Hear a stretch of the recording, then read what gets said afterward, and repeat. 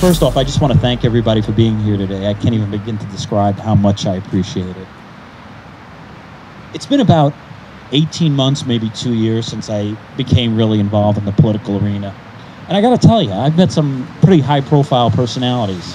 I've met United States senators, members of Congress, and political leaders of all persuasions you could imagine. To me, however, there's been no greater honor than to be standing side by side with those who understand the true meaning of service to one's country. Not service to oneself, nor service to a party, but service to country. Why am I saying that? Because whether you served in war or you served in peace, we all at one point in our careers wrote that blank check to the United States government. And that blank check was payable up to and including our lives. Now, it's because of that common bond that I'm standing here with you today. We stand together with one voice to condemn the proposed cost increases to TRICARE, as well as the massive cuts that are coming in 2013 to our military defense budget. Now, at no time have we ever owed a greater debt of gratitude to the members of our veterans community. But also at no other time have we ever so blatantly turned our back on them.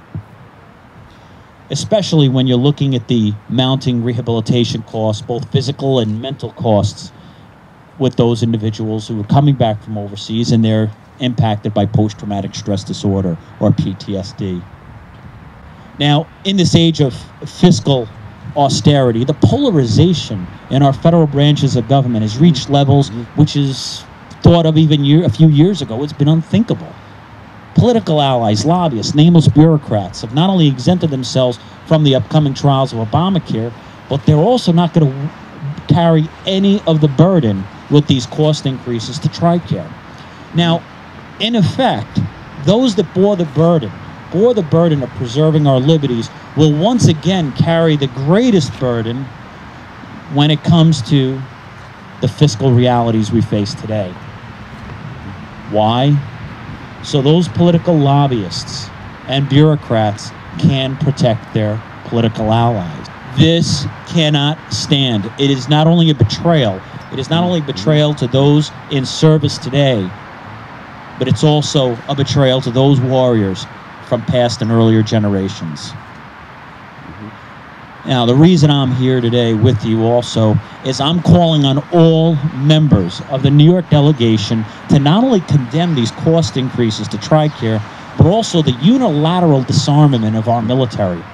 Now, the failure of our Congress to compromise to the point where now automatically we're going to have $500 billion cut from our defense budget in January of 2013 will cost lives. It will cost our soldiers lives and hollow out our military. Now, the Chief of Staff of the Army actually said there is one thing that causes him to lose sleep at night, and that's these upcoming cuts. Secretary of Defense Panetta actually said that if these cuts actually go into effect, that in itself is his doomsday scenario. Why? Because we're looking at 100,000 soldiers being cut from active and reserve service on top of the 80,000 already being cut. Now, with potential adversaries in China, North Korea, Iran, is this really the time where we should unilaterally disarm our military? Obviously not. Now, to those of you in the audience who may not know, I'd like you to look up Desert One and Task Force Smith. Just Google it, take a minute, look it up, and you'll understand why these veterans who are standing with me today find these scenarios totally, totally unacceptable. To conclude, there's more to supporting veterans than just words.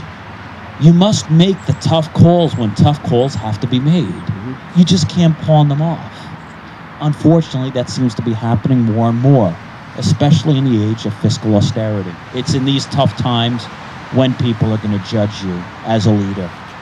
And again, I call on all of our elected officials, especially the New York delegation, to condemn the defense cuts to our military, as well as these cuts to TRICARE and cost increases to the military healthcare system.